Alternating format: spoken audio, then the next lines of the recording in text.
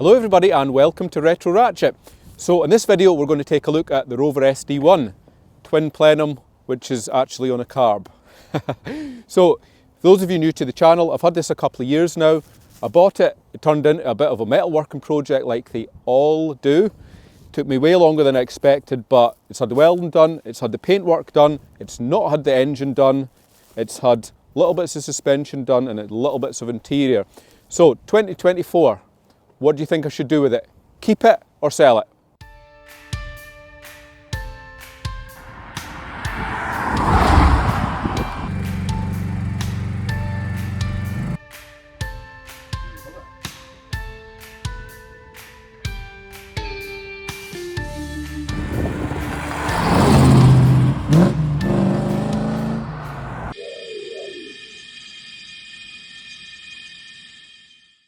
Right, let's start where we walk round, see where we're up to bodywork wise. So, if you look on my channel, we have a video on the bumper restoration. So, bumpers are basically done. Paintwork's obviously done. One of the last jobs I done was put these side mouldings back on. So they've been stuck on, so that's fine. These need doing, so these window rubbers, you can see these are, they went basically like plastic, they're solid, so we need to find some of them and replace those. Moving around to the back, I mean the wheels were refurbed just before I got it. It's had 4 new tyres as well, so that's fine. Rear bumper is refurbed.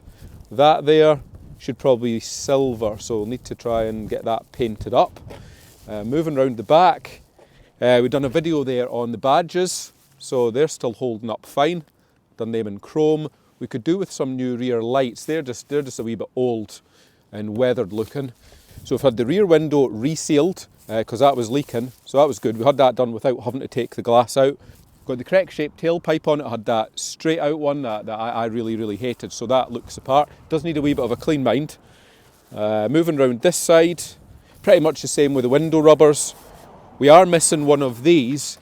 I'll need to see if I can look it out or if I have actually lost it, so I'll try and find that somewhere. Front window, so I think the last video everybody's seen, it was missing its chrome trims and had an old bit of glass in it, so that's now been replaced with the correct trim, so that looks a million times better there. Front end, we replaced the missing wheel badge, brand new one of them, and we put new chrome eyebrows on over the headlights. These need replacing. They're cracked, damages you can see, and the headlamps aren't wonderful, but they're kind of usable. So probably persevere with them, and it had new number plates on it. So appearance-wise, probably not too bad. Right, let's take a wee look inside. This is where it goes downhill very quickly.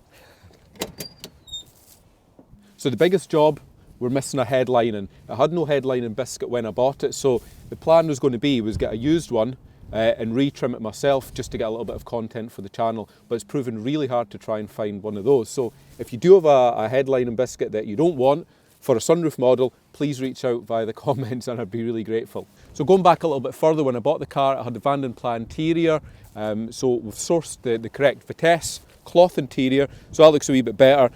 The seats are actually in really good condition. They're not like brand new, of course, and they haven't been cleaned. I haven't done any of that kind of stuff in the interior, so that will be a job for this year. I got the correct steering wheel as well. I've got the decal, the Vitesse decal to put on there. I do have that. Door trims are pretty much minging. They're kind of all like this. So I haven't attempted to do anything with them yet. They're pretty much worn, as is the wood veneer trim. Right, we got the correct gear knob on it because it had a wooden one on it. This leather boot is really worn, so that needs replaced and everything given a good clean. I had the whole dashboard out to do some work on the heater fan. I don't actually think I've done a video on that yet. I think that's all still sitting saved and edited, ready to go. So we need to do a bit of work on that. This panel here, it's lost all that black coating on it, so it'd be nice to have that replaced. And the dashboard top trim, I mean that's damaged just with the sun, that's all over the place, so it'd be nice to replace one of those as well. Well, we get there. Right, what else do we want to talk about in here? Yeah, we do have the heater fan working now, so that is great news. Wipers are still a little bit weird, so I'm going to need to do a wee bit of investigation to see what's going on with them. pillar trims, I have them in the back. I just haven't put them back on since the window was replaced. Right, let's take a wee look under the bonnet where all the action should be in one of these. Yeah, so when I got it, the car had been converted to, oh, nearly fell my head there. So when I got it, the car had been converted to run on a carb. I do have the twin plenum sitting, and one of the plans was, it was meant to be this winter, was to reinstate that, but I ended up getting embroiled in welding on kit, so that's actually not happened.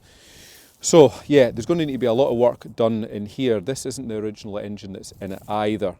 But my plan is for this year, forget the conversion back to EFI, get this all functioning correctly. So we definitely need a valley gasket doing on it, get maybe these rocker covers taken away and vapor blasters or something cleaned up. They look minging. Take that carb and strip it. We didn't have the best experience getting up here. It was running really, really rough. And then just work my way through all of the wiring. Clutch master cylinder and clutch slave cylinder, I want to replace them because they're very old. I never went through them when I got the car, and it is a little bit grindy, the pedal, and I want to have a good look through the radiator and stuff like that as well. So there's a good bit of work to get done in here. The first job will probably take it up and give it a good service, drop the oil. I did do the oil and filter change when I got it, but I'm going to change all the fluids anyway, see where we're up to, and do a compression check, because a couple of them were down on compression when I first got it, but we thought that was sticky valves and they did come back up again. So yeah, good wee bit of work to do in here, because it is running a wee bit rough, which you might be able to make it when we do some of the drive-bys. Yeah, so the poor old V8 is sounding a wee bit worse for wear at the moment. It does sound like we're running 7 cylinders, or there's maybe a wee bit of a low-down fueling issue with it. It seems to be alright on load. There's no misfires on load, so it is a wee bit weird. I am wondering if we do have maybe a sticky valve again, like we did about a year ago, and it's just through lack of use and that needs to ease off.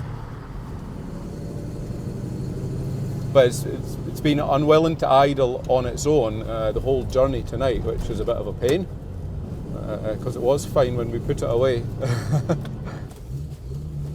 Still sounds nice though. On the priorities.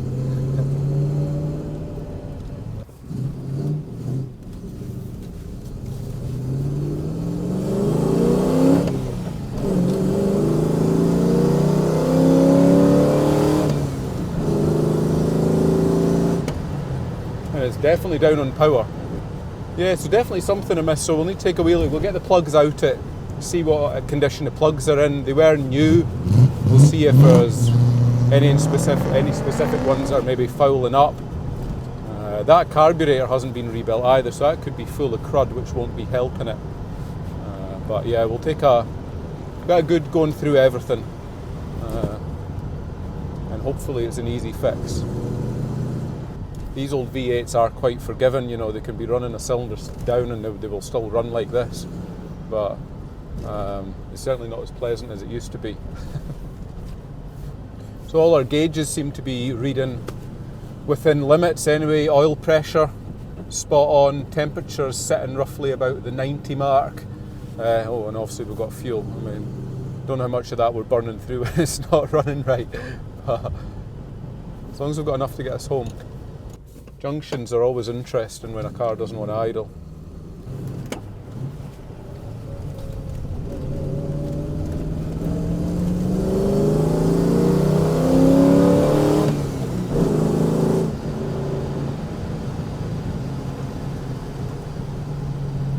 My clicky clutch cylinder is getting louder. That's what that loud click is every time I hear it. So that's probably just about to go.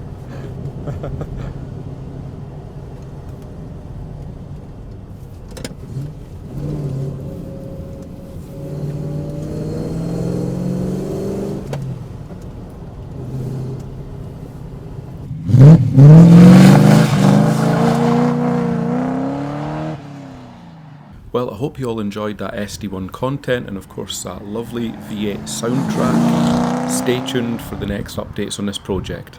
Bye for now.